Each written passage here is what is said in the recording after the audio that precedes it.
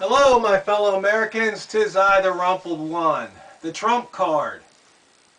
They're worried. Republicans are worried that Trump might damage their party. And you see, to me, that's indicative of the problems that we face in America with politics. It's all about party. It's not about the country. And the thing is that everybody, I think, has an opinion on how things should be done, what should happen, what we should do. And so there's always going to be a polarization.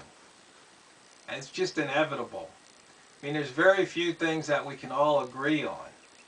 And then even if we're kind of in agreement, then there's matter of degrees. I mean, you take it anything from taxes to the border to religion to sexuality. But the thing about it is that Trump once again has the guts to speak about the issues while everybody else is talking about Trump.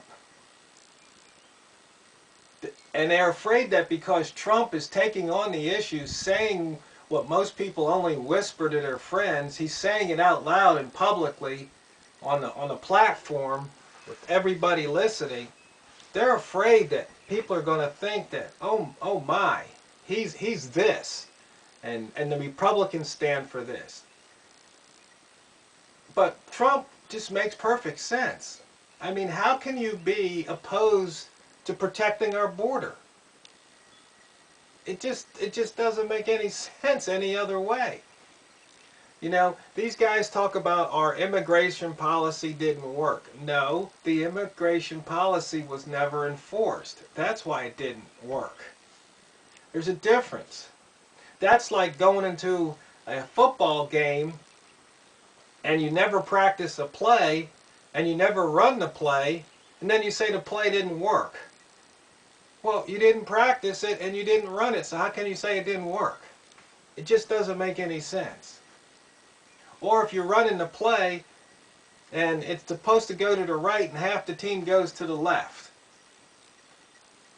It just doesn't make any sense. And that's the problem that people have with Trump. He's making sense, but he's doing it in such a way that you can't argue the facts, so you have to kill the messenger. And you see, that's something that I've learned personally too. Is that's why I find that's the problem people have with me, is they say, you know, you always make me feel stupid. It's because I come at them with logic and reason, and to argue against it just makes somebody feel stupid. You know, that's their own choice. Because if you set it up in such a way, I mean, it's a logical argument. You've got reasons, you've got evidence, you've got facts, you come to a logical conclusion. I mean, there's no refuting the argument. And so when you point out something that sometimes once you point it out, it seems so obvious, people feel stupid and they resent you for it. Well, that's what Trump's doing. There's just no two ways about it. And they're trying to, I guess, change the rules so he can't be in part of the debates. And then the Republicans fear that if he doesn't get the nomination, he'll run as a third party and split the vote and hand it to Hillary. And there you go again. You've got people who like Hillary. But when you present them with logical evidence and facts, logical conclusions that Hillary would be a disaster, once again, they don't want anything to do with it. They don't want to hear it. The whole thing about taxing the rich. I mean, this country somehow went from fighting against the 3% T-tax and breaking away from the king to thinking that it's okay to tax people 20, 30, 40, 50% or more in their income. That's just ludicrous. What did those guys back in the 1700s fight for? Not for a 50% tax. And our elected officials have set themselves up as a royalty. I've told you this before. They have salaries. They have servants. They have a private gym in the Capitol that they won't even let TV cameras in so we can see what they're doing. They've got bunkers, so if something goes wrong, they'll be underground with food, water, fresh air. Using our tax dollars for all of this. And we keep voting these same people back in the office. And then, once again, the Confederate flag. The people have just gone crazy. They just don't understand the difference between personal expression versus public governmental expression. I mean, somebody asked me, hey, would I fight for their right to have an ISIS flag? Yes, I would. That's the whole point of the First Amendment, that you have the right, the freedom of speech, freedom of expression, even though I don't like it, even though I'm opposed to it. You still have that right to express it in this country. These rights that were given to us on a piece of paper, which once again is a fallacy, because we were born. And the fact that somebody thinks that they can tell me what to do, how I can live, what I can and can't do, no. They don't get to do that. The only reason they get to do it is because they have more force. But see, these are the types of realities that people do not want to acknowledge. They'd rather live in a fantasy world. They're sucked up in the Matrix. I'd say it all the time, the Matrix has you. Because if you can't get out of that, if you can't step back and see the big picture and see things for how they truly are, then the Matrix has you. Now, somebody could argue this is my opinion, but then again, I mean, there's a difference between fact and opinion. And if you can state things factually, that's one thing. Come to a logical conclusion. Construct an argument. A well thought out argument. As opposed to saying things like, oh, well, Trump, he's just a... No. That's not an argument. You're just spouting an opinion based on who knows what because you don't like his hair.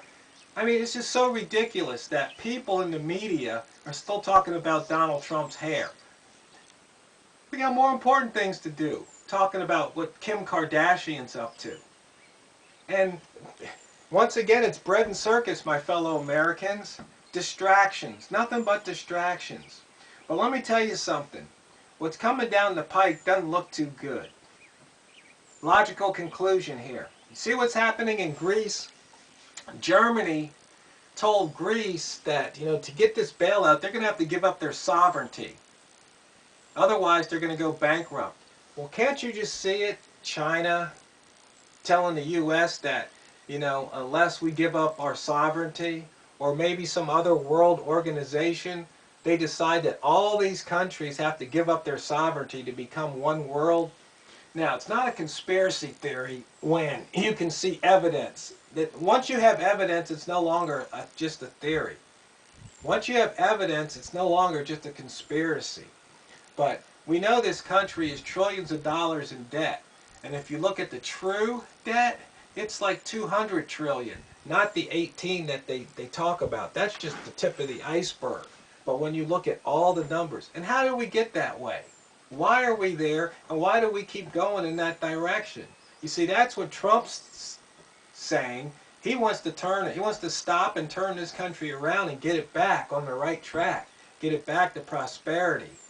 And you don't get it to prosperity by giving illegal aliens, illegal, like he said, undocumented Democrats, the right to vote, the right to drive, the right to work. They said that the policy doesn't work, and Bernie Sanders is out there talking about, you know, we need to have an immigration policy, you know, that so these people can come out of the woodwork. And I say, yeah, it's real simple. We deport them, they get in line, wait their turn, and come into this country legally. That's the immigration policy. That's what needs to work. You know, my fellow Americans, sometimes I just want to just sit up on the hill and just, you know, just say, to heck with it all. But, you know, once you know something, you can't unknow it.